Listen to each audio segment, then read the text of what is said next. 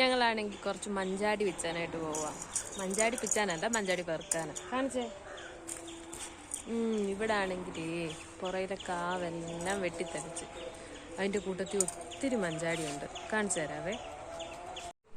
Hi friends, ഇതാണേ നമ്മുടെ മഞ്ചാടിയുടെ ചെടി. ഇത് കണ്ടോ, പയറ് പോലെ നിൽക്കും.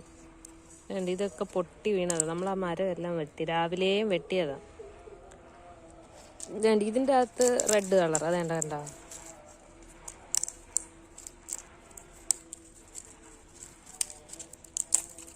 കണ്ടോ,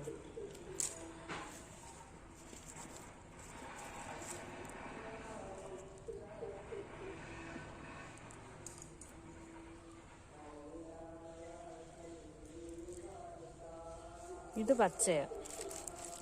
പച്ച എങ്ങനെ ഇരിക്കുമെന്ന് കാണിച്ചു തരാവേ. ഇതാ പച്ചക്കുരു, മഞ്ചാടിയുടെ പച്ചക്കുരു. ഇതേണ്ട, കണ്ടോ.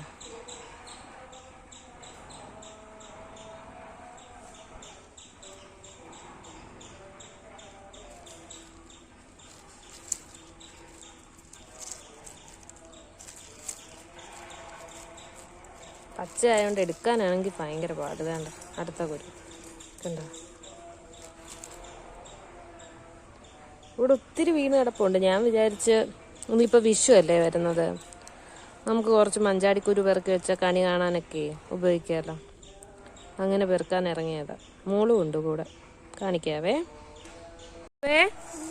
എന്തിയെ കാണിച്ചേ? മഞ്ചാടിയല്ലോ ഒന്ന് കാണിച്ചേ, പത്രം കാണിച്ചേ. എൻ്റെ ഇത്രയും മഞ്ചാടി കുളുന്ന് പറഞ്ഞ് പെറുക്കിയതാ. കൊതുണ്ടോ?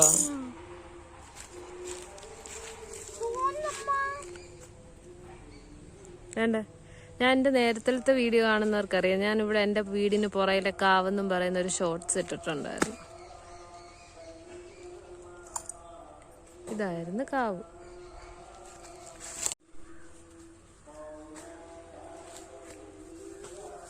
വേണ്ട, ഈ കാവാണ്.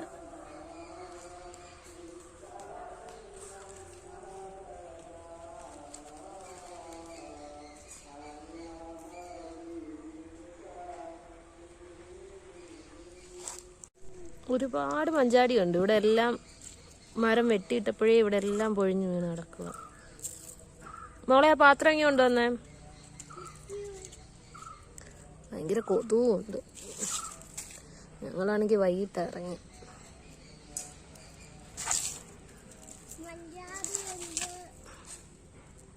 ഓടിവാ.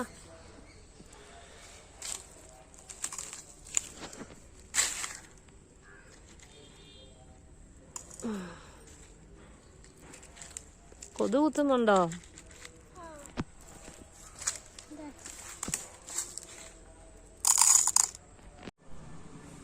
ഇതാണ് നമ്മൾ അവിടുന്ന് പെറുക്കിയ മഞ്ചാടിക്കുരു.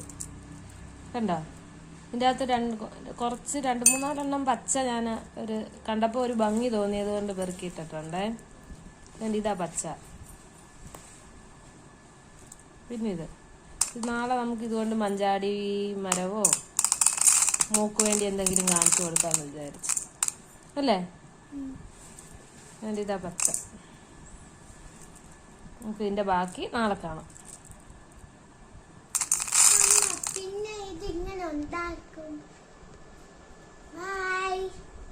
നാളെ കാണാന്ന് പറ.